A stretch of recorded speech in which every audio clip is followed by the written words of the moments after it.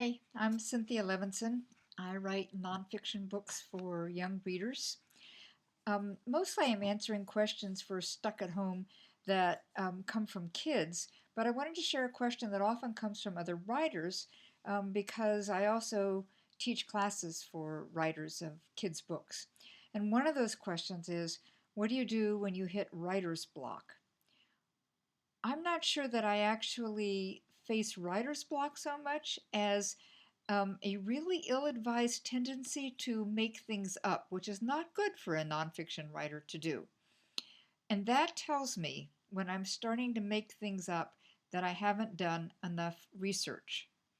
That tells me that I actually started writing sooner than I was ready to. I want to show you a book that is just genius and wonderful and inspiring, important, called Working. I'm not getting this in the frame here. Working by Robert Caro, who's written a series of biographies, most recently of Lyndon Johnson. He's working on a continuation of those now. One of the things he says is, the part of me that kept leading me to think of new avenues of research.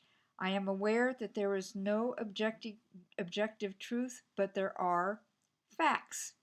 And the more facts you accumulate, the closer you come to whatever truth there is.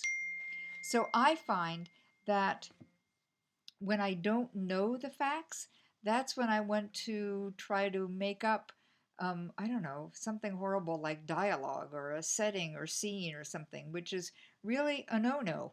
So when I'm starting to do that, I realize I need to do more research. When I start my research, I first look at books. I look at the secondary material. And then I begin to look at, say, newspapers or documents, more at the primary sources.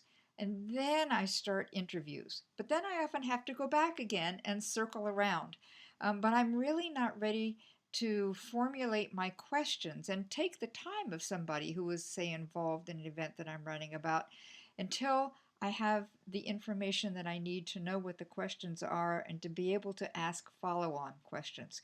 So, writer's block really begins to dissolve when I have the information I need. Happy writing.